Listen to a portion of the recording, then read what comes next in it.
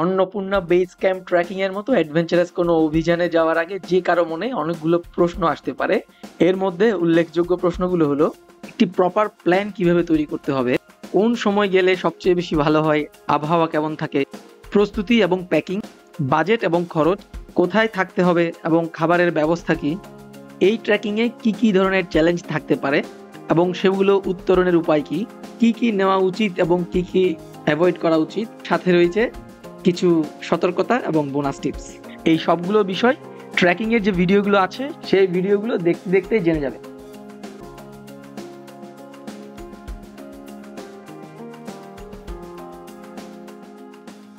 Planning পারপাসে সবচেয়ে যেটা গুরুত্বপূর্ণ সেটা হচ্ছে ম্যাপিং। ম্যাপ সম্পর্কে একটা আইডিয়া রাখতে হবে। ট্রেকিং মূলত শুরু হয় ঝিনুডান্ডা নামক জায়গা থেকে। এরপর প্রথম স্টপেজ হচ্ছে চমরং।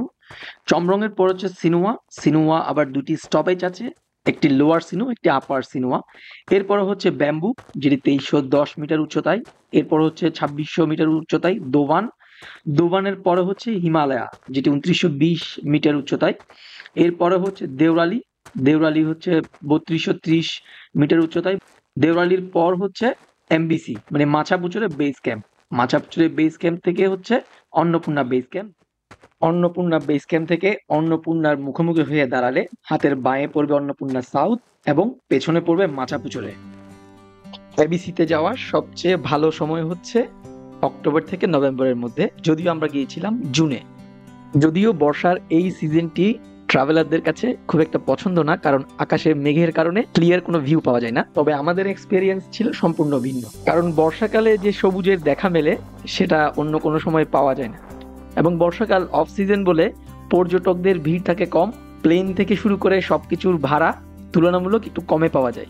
তবে বর্ষাকালে যেই মেঘ আপনাকে নয়নাভিরাম দৃশ্য দেখাবে, সেই মেঘেই কিন্তু অন্নপূর্ণা দেখার ক্ষেত্রে বাধা হয়ে দাঁড়াতে পারে। আমরা যখন গিয়েছিলাম তখন আমাদের দুজনের যাওয়া আসার বিমান ভাড়া ছিল 59,890 টাকা। বর্তমান ভাড়া দেখাচ্ছে 74,214 টাকা। এটা টাইম টু টাইম ভ্যারি করে। হিমালয়া এয়ারলাইন্সে করে 13ই জুন সন্ধ্যায় পৌঁছে গেলাম কাঠমান্ডুতে। সেখান থেকে ট্যাক্সি ক্যাব ভাড়া করে চলে গেলাম থামেলে। ও হ্যাঁ, এয়ারপোর্ট ছেড়ে যাওয়ার আগেই মনে করে এয়ারপোর্ট থেকে অল্প কিছু ডলার কনভার্ট করে নিতে পারেন রুপিতে। তবে এয়ারপোর্ট থেকে ডলার কনভার্ট করলে আপনি হয়তো একটু রেট কম পেতে পারেন, যে কারণে থামেলে গিয়ে এর চেয়েও ভালো জায়গায় আপনি চাইলে কনভার্সনটা করে নিতে পারেন। বিস্তারিত একটু পরেই বলছি। থামেলে পৌঁছে আমরা হাইকার্স হেভেন নামক হোটেলে উঠেছিলাম। থামেলে এরকম অনেকগুলো হোটেলে পেয়ে যাবেন, যেগুলো 1400 থেকে 2000 রুপির মধ্যে কাপল রুম পেয়ে যাবেন। সন্ধ্যার পর থামেল দেখতে ঠিক এইরকম। পরের দিন পারমিশন নেওয়ার পালা। পারমিশন পোখরা থেকেও নেওয়া যায় বা কাঠমান্ডু থেকেও নেওয়া যায়। তবে পোখরা থেকে নিতে গেলে কাঠমান্ডু থেকে পোখরা যাওয়ার যে টাইমিং, ট্রেকিং শুরু করার যে সময়, সবকিছু মেলানো একটু কষ্টসাধ্য হয়ে যায়। তাই আমার মতে একটু রিল্যাক্স করে কাঠমান্ডুতে ঘুরে সেখান থেকে পারমিশনটি নিলে ভালো হয়। তবে নিতেই হবে। ভুলে না নিয়ে এবিসি চলে গেলে কিন্তু পরে জরিমানা সহ দ্বিগুণ রুপি গুনতে হতে পারে। আমরা চলে গেলাম নেপাল ট্যুরিজম বোর্ড অফিসে, যার দূরত্ব থামেল থেকে মাত্র 2 কিলোমিটার। এই অন্নপূর্ণা কনজারভেশন এরিয়া পারমিট অন্যদের জন্য 2000 রুপি হলেও সার্কভুক্ত দেশের জন্য মাত্র 1000 রুপি। পিক সিজন এবং পিক আওয়ার না হলে এই পারমিট পেতে 10 থেকে 15 মিনিটের বেশি সময় লাগে না। অফ সিজনে যাওয়াতে আমাদের ঠিক এইটুকু সময়ই লেগেছিল। তবে যদি আপনি কোনো গাইড বা এজেন্সির আন্ডারে যান, সেক্ষেত্রে তারাই আপনার পারমিটটি কালেক্ট করে দিবে। পারমিট পেতে আপনার প্রয়োজন হবে বৈধ পাসপোর্ট, যেটা শুধু দেখানোর জন্য। পাসপোর্টের একটি ফটোকপি আর পাসপোর্ট সাইজ একটি ছবি। যেহেতু অন্নপূর্ণার উদ্দেশ্যে আমরা পোখরা রওনা দেব সেদিন রাতের বাসে, তাই সকাল সকাল পারমিটটি পেয়ে যাওয়ার কারণে আমাদের হাতে সারাদিন সময় ছিল। আর তাই থামেলের রেন্টে বাইক একটি শপ থেকে একটি স্কুটি ভাড়া নিয়ে ফেললাম। নেপালে গাড়ি বলতে শুধু ট্যাক্সি ক্যাব আছে, একটু ব্যয়বহুল, তাই স্কুটি মাত্র 1000 টাকায় সারাদিন আমার কাছে সাশ্রয়ী মনে হয়েছে। এই স্কুটি নিয়ে আপনি কিভাবে কাঠমান্ডুর বিভিন্ন দর্শনীয় জায়গাগুলো ঘুরে দেখতে পারেন সেই বিষয়ে একটি বিস্তারিত ভিডিও নিয়ে আশা করছি আমি আপনাদের সামনে হাজির হব। Let's move forward to the ABC trekking experience. This is not just a trek, it's a journey of the heart of the Himalayas. Kathmandu থেকে বাসে পোখরার উদ্দেশ্যে রওনা দিয়েছিলাম রাত 8:30-এ।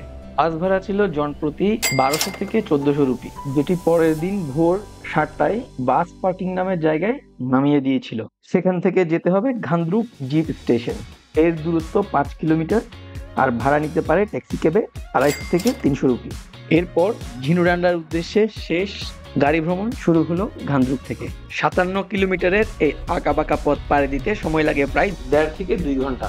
আর খরচ শেয়ার জিপে গেলে জনপ্রতি 800 থেকে 1000 রুপি, আর সম্পূর্ণ জিপ 7 থেকে 10,000 নেপালি রুপি। ঝিনুডান্ডা সাসপেনশন ব্রিজ থেকেই ট্রেকিং শুরু হয় আমাদের।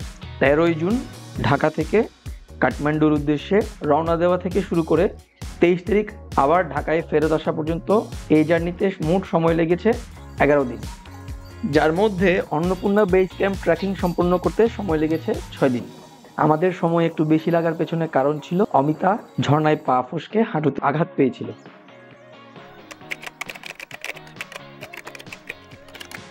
এই 6 দিনের মধ্যে আরোহণ করতে সময় লেগেছে 4 দিন, অবতরণে 2 দিন। প্রথম দিন ঝিনুডান্ডা থেকে শুরু করে চমরম হয়ে লোয়ার সিনেমাতে এসে রাত্রি যাপন করলাম। তবে লোয়ার সিনেমার ঠিক কাছাকাছি এসে আমরা প্রচন্ড বৃষ্টি পেয়েছি, যে বৃষ্টির কারণে আমাদের থামতে হয়েছিল এই জায়গাতে, এবং আমরা তখন নুডলস এবং পপকর্ন বানিয়ে খেয়েছিলাম এবং বৃষ্টি কমার জন্য অপেক্ষা করছিলাম। তবে এই চলতি পথে নিজেদের রান্না ছাড়াও বিভিন্ন রেস্টুরেন্ট বা কটেজে আপনাকে খেতে হবে। তবে প্রথম দিকে দাম বেশি মনে হতে পারে খাবারের, কিন্তু আপনি যত উপরের দিকে উঠবেন তখন ঠিকই বুঝতে পারবেন যে কেন আসলে খাবারের দাম বেশি রাখা হয়। এছাড়াও খাবার নিয়ে আমাদের বিভিন্ন রকমের অভিজ্ঞতা আছে, চেষ্টা করব সেই সকল মজার গল্প এই ভিডিওতে যুক্ত করার জন্য। যদি সময় স্বল্পতার কারণে যুক্ত না করতে পারি তাহলে পরের ভিডিওতে যুক্ত করে দেব।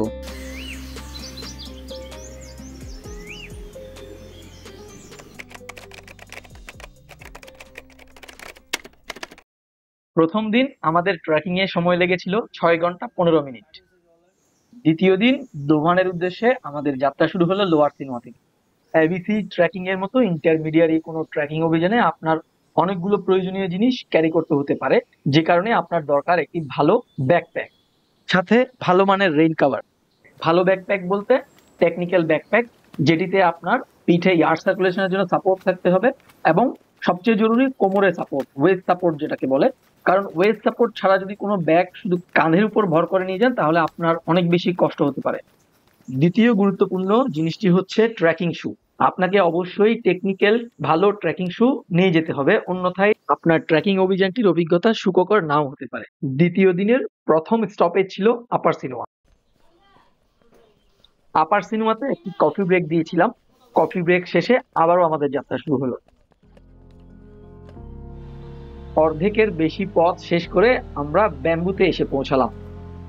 আরেকটি প্রয়োজনীয় জিনিস হলো পোল। ট্রেকিং পোল একেবারেই ম্যান্ডেটরি এমন কিছু না, তবে ট্রেকিং পোল থাকলে আপনি বিভিন্ন জায়গাতে খুবই ভালো সাপোর্ট পাবেন। এছাড়াও আপনি যদি পায়ে কোনো রকম আঘাত পান কিংবা আপনি টায়ার্ড হয়ে যান, আপনাকে আপনার এই ট্রেকিং পোল দুটো অনেক বেশি সাপোর্ট দেবে। এখানে একটি ছড়া এবং একটি ঝর্ণার মতো জায়গা আছে, যেখানে আমরা থেমেছিলাম এবং আমরা দুপুরের খাবার হিসেবে নুডলস বানিয়ে খেয়েছিলাম। এটি সেই জায়গা যেখানে অমিতা পা ফসকে পড়ে গিয়েছিল।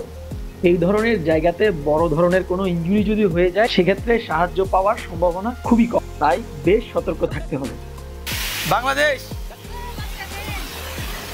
Nice to meet you. এগুলো মূলত গরম গলা পানি, তাই এগুলো অত্যন্ত ঠান্ডা, যে কারণে আমরা এই পানি দিয়ে কোল্ড কফি বানিয়ে খেয়েছিলাম সেখানে। আপনার কাছে এই ধরনের কুকিং পট, স্টোভ, গ্যাস এগুলো থাকলে আপনি যে কোনো কিছু বানিয়ে খেতে পারেন। আর কুইক এবং সুপারফুড হিসেবে রাখতে পারেন বাদাম, খেজুর।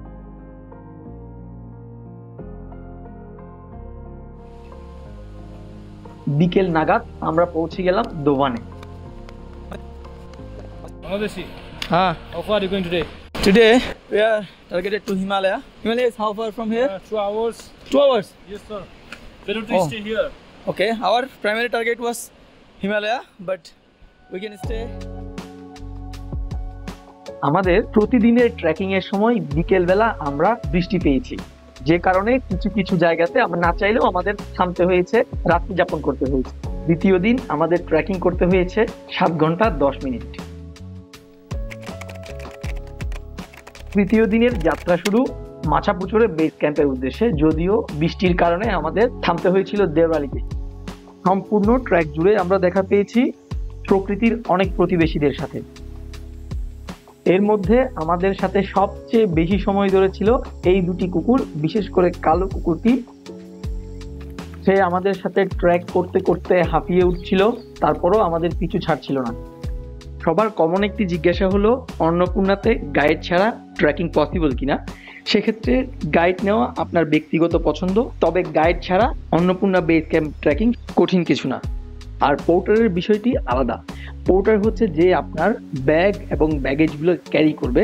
সেক্ষেত্রে গাইড না নিলেও আপনি চাইলে নিতে পারেন। এই জায়গাটি হলো ঝর্ণা এবং স্ট্রিম সম্বলিত একটি জায়গা, যেখানে আমাদের পার হতে বেশ বেগ পেতে হয়েছে, কারণ এখানে ম্যানমেড দুটি ছোট পুল ছিল, যার মধ্যে এক ছিল ভাঙা, যে কারণে একজন অন্যজনের হাত ধরে পাথরের উপর দিয়ে আমরা জায়গাটি পার হয়েছিলাম। দুপুরের দিকে আমরা এসে পৌঁছালাম হিমালয়াতে। ইয়েস, এরা দুজন আমাদের সাথে সেই দোবান থেকে হেঁটে হেঁটে একসাথে এই যে হিমালয়া পর্যন্ত আসছে, যে কারণে আমরা হচ্ছে এই হিমালয়া ক্যাফে থেকে আমরা চা কফি খাওয়ার জন্য থামলাম। ওরা দেখলাম খাবারের জন্য আসলে অনেক দূর হেঁটে হেঁটে আসছে, তাই ওদেরকেও খাবার দিলাম, ডাল ভাত। দে লুকস ভেরি হ্যাপি। ওকে, যেটি বলছিলাম, একজন পোর্টারের দৈনিক খরচ হিসেবে আপনাকে দিতে হবে ১,৫০০ থেকে ৩,০০০ রুপি পর্যন্ত। একজন গাইডের খরচও প্রায় একই।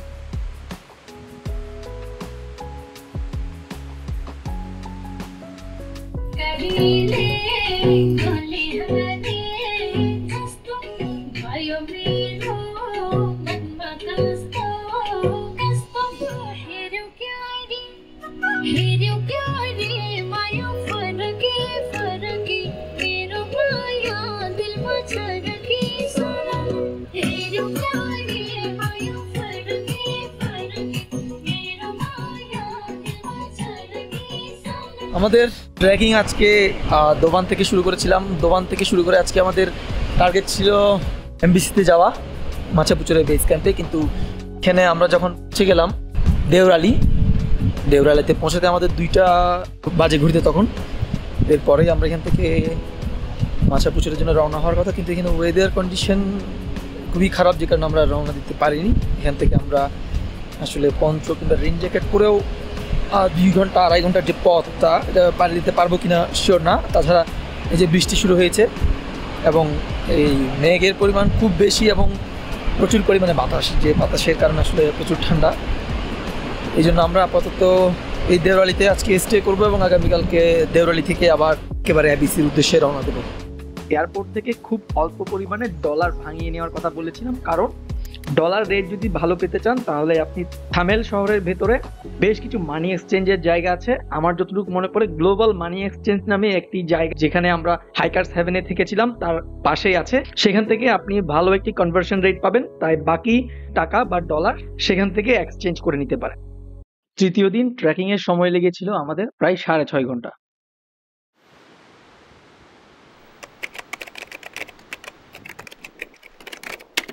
চতুর্থ দিনের যাত্রা শুরু হয় দেওরালি থেকে এবং আমাদের লক্ষ্য ছিল এবিসি পৌঁছানো। শেষের দিকের এই সময় এবং এই পথগুলোই সবচেয়ে বেশি কঠিন মনে হয়, কিন্তু লক্ষ্যকে স্থির করে মনোবল খুবই দৃঢ় রাখতে হবে। মনে হয় বললে একটু ভুল হবে, কারণ আসলেই এই পথটুকু কঠিন, বিশেষ করে এমবিসি থেকে এবিসি যাওয়া পর্যন্ত। আকাশে মেঘের পরিমাণ কম থাকলে পুরো যাত্রাপথ জুড়েই বিভিন্ন জায়গা থেকে অন্নপূর্ণার বিভিন্ন অংশ দেখতে পাবেন। গাছপালাগুলোর দিকে লক্ষ্য করলে বুঝতে পারবেন যে কি পরিমাণ বাতাস আমরা পেয়েছিলাম তখন। যতই উপরের দিকে উঠতে থাকবেন তত বেশি বাতাস এবং মেঘ আপনার চলার পথ কঠিন করে দেবে। এই চড়াইটা আমাদের বুঝিয়ে দিচ্ছিল যে এবিসি ট্রেকিং খুব একটা সহজ বিষয় না, কিন্তু আমরা মূলত পাহাড়ের ডাক কিংবা অন্নপূর্ণা বেস ক্যাম্পের ডাক উপেক্ষা করতে পারছিলাম না। এমবিসির কিছু দূর আগে থেকেই শুরু হওয়া এই স্রোতধ্বনি আপনি শুনতে থাকবেন দীর্ঘ সময় পর্যন্ত, বলতে গেলে এবিসি না পৌঁছানো পর্যন্ত।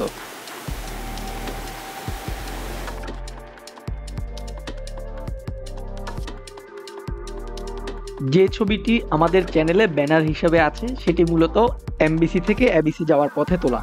এই জায়গায় পাতলা বাতাসের কারণে নিঃশ্বাস নিতে কষ্ট হলেও এটি আমার সবচেয়ে পছন্দের তালিকাতে রয়েছে। ব্যাকপ্যাকের সরঞ্জাম হিসেবে কি কি নেবেন ইতোমধ্যে আমি অনেক বিষয় উল্লেখ করেছি। আরও যে বিষয়গুলো গুরুত্বপূর্ণ সেগুলোর মধ্যে ইম্পর্ট্যান্ট হচ্ছে আপনার ওষুধপত্র।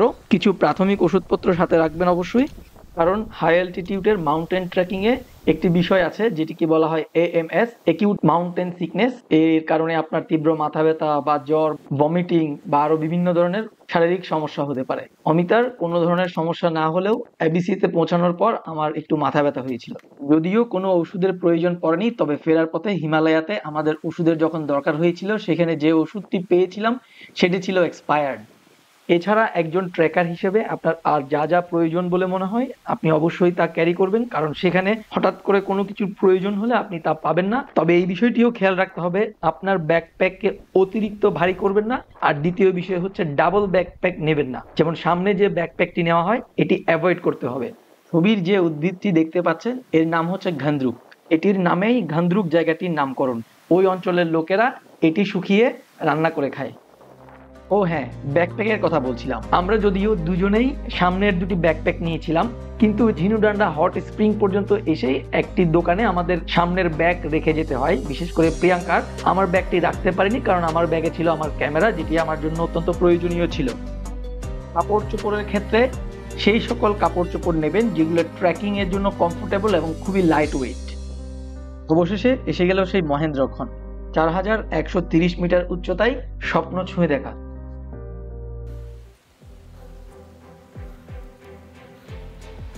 এই মুহূর্তটা ছিল অন্যরকম একটা অনুভূতি, যেটা আসলে ভাষায় প্রকাশ করা সম্ভব নয়। ওই সময়টাতে আমাদের সাথে ক্লান্তি, ব্যথা, ঠান্ডা কোনো কিছুরই কোনো সম্পর্ক ছিল না। এই ট্র্যাক শুধু আমাকে পাহাড় দেখায়নি, নিজেকে নতুন করে চিনতে শিখিয়েছে। Trust me, if you dream of standing at the foot of the Himalayas, this track is for you.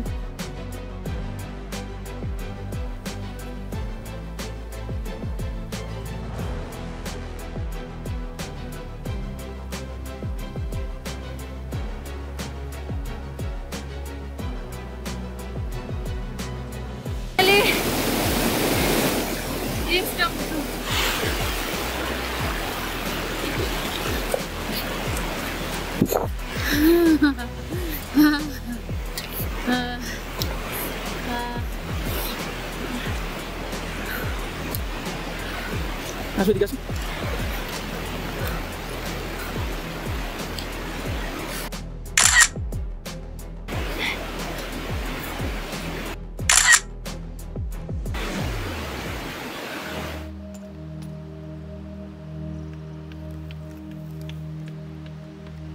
চতুর্থ দিনে আমাদের সময় লেগেছে প্রায় 7 ঘন্টা।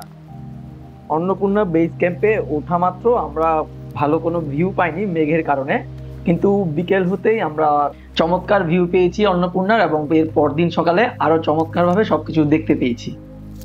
এগুলোই হলো অন্নপূর্ণা বেস ক্যাম্পের কটেজ এবং রেস্টুরেন্ট। অন্নপূর্ণার মতো পর্বতের সামনে আপনি যখন দাঁড়িয়ে থাকবেন তখন নিজেকে খুবই ক্ষুদ্র মনে হবে, এবং মনে হবে আপনি চাইলে অনন্তকাল ধরে এই সৌন্দর্য উপভোগ করতে পারেন। ছবিতে দেখতে পাচ্ছেন পুরো মাছাপুছারের রেঞ্জটি, আর মাছাপুছারের রেঞ্জের ডান পাশে যে বড় অংশটি আছে দেখতে মাছের লেজের মতো, সেটিকে মাছাপুছারে বা ফিশ টেল বলা হয়। এই মাছাপুছারে থেকে ডান পাশে দেখা মিলবে অন্নপূর্ণা সাউথের, আর অন্নপূর্ণা সাউথের ডান পাশে বিশাল যে রেঞ্জটি 2 হাত মিলে দাঁড়িয়ে আছে সেটি হচ্ছে অন্নপূর্ণা। আরো একটু ডাইনে ঘুরলে এটা হচ্ছে গন্ধচুলি, আর তারও ডাইনে ঘুরলে আমরা দেখতে পাবো গন্ধর্ভ। প্রতিটি মুহূর্তে রূপ পরিবর্তন করে এই অন্নপূর্ণা।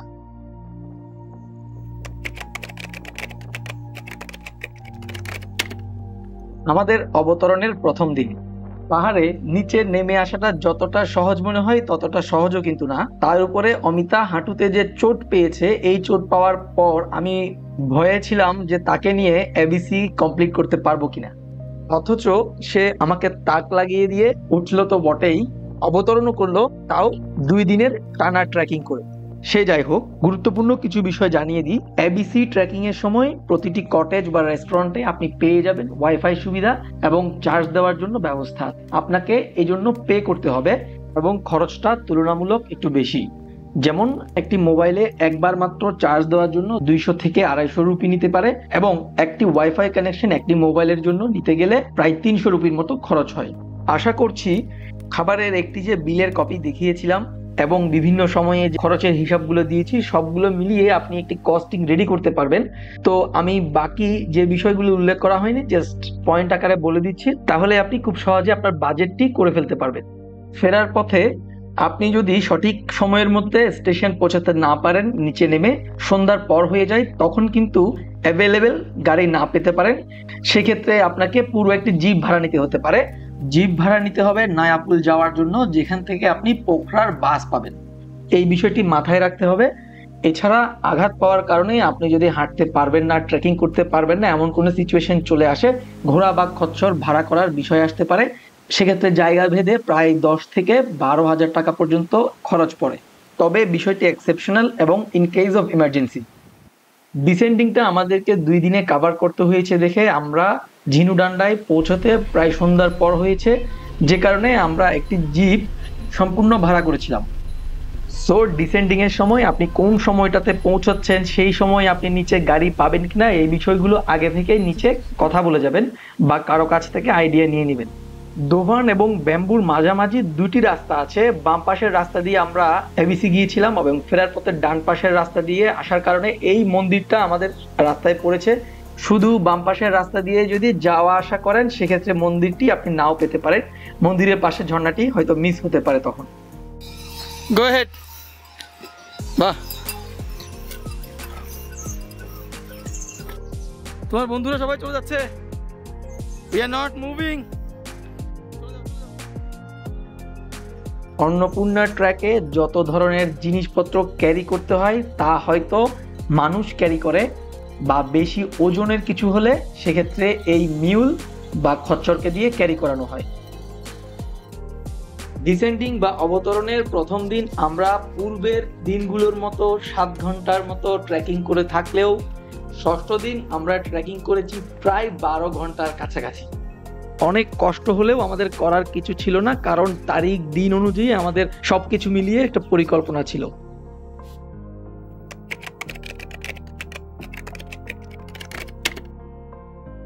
ডিসেন্ডিং এর সময় আমাদের 2 দিনের ট্রেকিং এর ঘন্টার ডিফারেন্সটা অনেক বেশি হওয়ার কারণ ছিল বৃষ্টি। প্রথম দিন আমরা হিমালয়া থেকে আরো বেশি নিচে নেমে আসার কথা, কিন্তু প্রবল বৃষ্টির কারণে আমরা হিমালয়াতে সেদিন থাকতে হয়েছিল। আর বৃষ্টির কারণে সেদিন আমাদের পেয়ে বসেছিল জোঁক। তাই বর্ষাকালে এই বিষয়টি মাথায় রেখেও সতর্ক থাকতে হবে। নাইট স্টের বিষয়ে বলতে গেলে অন্য সকল খরচের তুলনায় কটেজে থাকার খরচটি কম, যেটি বেসিক্যালি জন প্রতি 300 থেকে 400 রুপির বেশি হয় না। সন্ধ্যায় ঝিনুডান্ডা নেমে যেই জিপটি আমরা ভাড়া করেছিলাম সেটি আমাদেরকে নামিয়ে দিয়েছিল নয়াপুলে। সেখান থেকে আমরা পোখরার বাস ধরে চলে এলাম কাঠমান্ডু। তবে ওই রুটে কি ধরনের আবহাওয়া থাকে এবং ড্রাইভার কিভাবে সেই পরিস্থিতিতে বাস চালায় ভিডিওটি দেখলে বুঝতে পারবে। এই ধরনের তীব্র কুয়াশার ভেতরও ড্রাইভার খুব স্মুথলি গাড়ি চালাচ্ছে, কারণ রাস্তাটি সম্ভবত তার নখদর্পণে আছে।